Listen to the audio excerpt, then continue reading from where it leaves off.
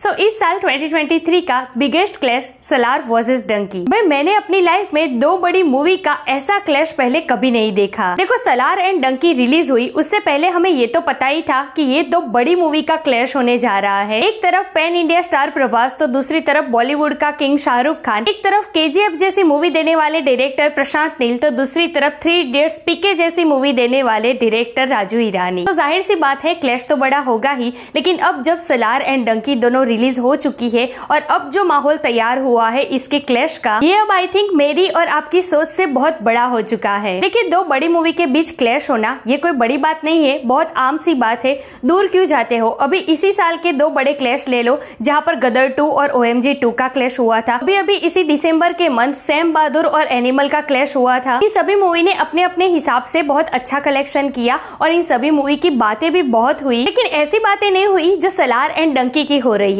मतलब कि इतनी नेगेटिविटी डाली जा रही है एक दूसरे के ऊपर और इतना बड़ा फैन वॉर छिड़ गया है इन दोनों मूवीज का, जहां पर रोज रोज कोई ना कोई नए टॉपिक्स आते हैं। और अभी रिसेंट में कलेक्शन के मामले में बहुत कुछ बोला जा रहा है। कोई कह रहा है सलार के कलेक्शन फेक है तो कोई कह रहा है डंकी के कलेक्शन फेक है। और रिसेंटली एक नया वर्ड आया है कॉर्पोरेट बुकिंग, जहाँ पर कल सलार के ऑनलाइन बुकिंग में बुक माई शो की कुछ चीजें बाहर आई है, जिसमें सलार के मॉर्निंग से लेकर इवनिंग तक के शोज ऑलमोस्ट फुल दिख रहे हैं। तो कल से सलार के बारे में नेगेटिविटी शुरू हो गई कि सलार के फेक कलेक्शन आ रहे हैं, कॉर्पोरेट बुकिंग हो रहा है। तो दूसरी तरफ आज डंकी का आ गया है, जहां पर डंकी के भी मॉर्निंग से लेकर इवनिंग तक के ऑलमोस्ट सारे शोज फुल दिखाए जा रहे हैं। What? तो ये कैसे हो सकता है, आखिर ये सब कुछ चल क्या रहा है? चलिए देखते हैं कि इन सब में कितनी सच्चाई है, ये सब आखिर क्यों हो रहा है, किस लिए हो रहा है। और इसी के साथ साथ बात करेंगे कि कल वेडनेसडे पर डंकी और सलार की अब तक कितनी कलेक्शन हो चुकी है और इसी के साथ साथ दोनों मूवीज की वर्ल्ड वाइड कलेक्शन कितनी हो चुकी है। इन सब के बारे में डिटेल में बात करेंगे। Let's check it out.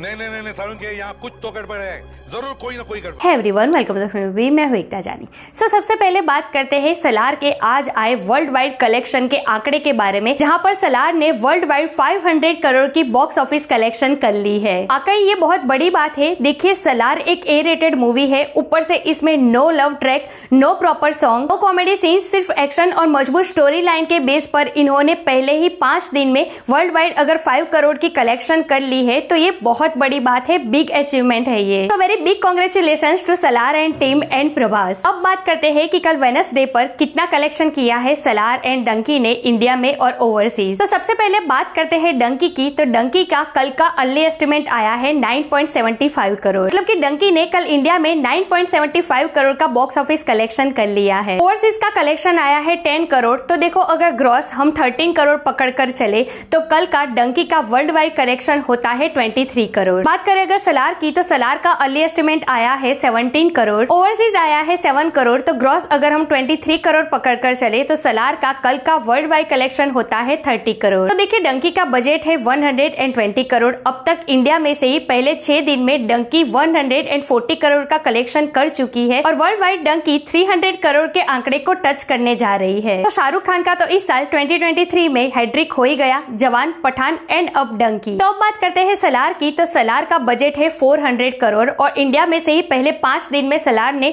240 crore का कलेक्शन कर लिया है, मतलब कि डंकी से लगभग डबल। और इसी के साथ सलार ने वर्ल्ड वाइड कलेक्शन किया है 500 करोड़। तो फाइनली आते हैं कॉर्पोरेट बुकिंग पर, जहां पर सलार के बारे में कल ही से नेगेटिविटी फैलाई जा रही थी कि ऑनलाइन बुकिंग में बुक माई शो में सलार के ऑलमोस्ट सुबह से लेकर शाम तक के सारे शोज हाउसफुल दिखा रहे हैं। सलार की ये बातें हो रही थी तो देखो आज डंकी का भी कुछ ऐसा ही सीन सामने आया है, जहां पर डंकी के भी ऑनलाइन बुकिंग में ऑलमोस्ट सुबह से लेकर शाम तक के सारे शोज फुल बता रहे हैं। तो अब कौन किसको ब्लेम करेगा? डंकी वाले बोलेंगे कि सलार का फेक कलेक्शन है, तो सलार वाले बोलेंगे कि डंकी का फेक कलेक्शन है।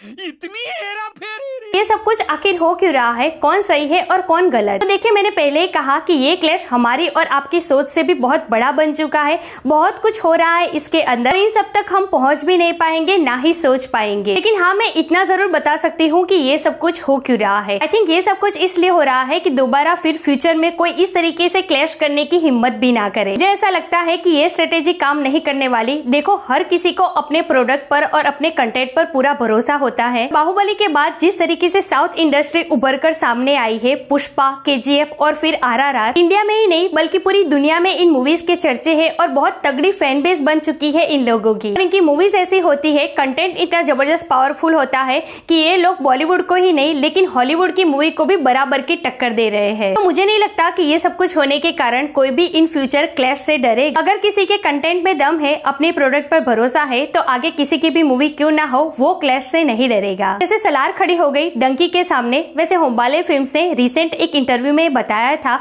कि उन्होंने कभी ये नहीं सोचा था कि वो डंकी के साथ क्लैश करे। उन्होंने जानबूझकर ये नहीं किया। हम अपने बिलीव्स पर चलते हैं और एस्ट्रोलॉजी के अकॉर्डिंग हमें 22 दिसंबर मिली सलार को रिलीज करने की, तो हमने ये डेट फिक्स की। पास्ट में भी हम हमारे बिलीव्स के अकॉर्डिंग ही डिसीजन लेते थे और आगे भी इन फ्यूचर हम हमारे बिलीव्स के अकॉर्डिंग ही डिसीजन लेंगे। तो इन सब बातों से तो ये साफ साफ समझ में आ रहा है कि आगे भी वो अपने हिसाब से ही चलेंगे। आप कुछ भी बोलो, ये नहीं सुनने वाला। तो देखिए, अब ये कॉर्पोरेट बुकिंग, फेक कलेक्शन, इन सब से बाहर आइए, दोनों मूवीज को एंजॉय कीजिए। 2023 में 2 बड़ी मूवीज मिली है हमें, एक है क्लास तो एक है मास। दोनों मूवीज अच्छी है, बहुत बड़ी है, जिसमें इंटरेस्ट है वो मूवीज देखो और एंजॉय करो और इन सब नेगेटिविटी से बाहर आओ। सो यार, दैट्स इट टुडेस वीडियो। वैसे आपको कौन सी मूवीज ज्यादा पसंद है, क्लास या मास? कमेंट करके मुझे जरूर बताइए। ऐसे अपडेट के लिए हमारे चैनल को प्लीज सब्सक्राइब कीजिए। मैं मिलूंगी आपसे अगले वीडियो में एक नई रिव्यू के साथ। तब तक प्लीज आपका बहुत ख्याल रखिएगा। जय हिंद।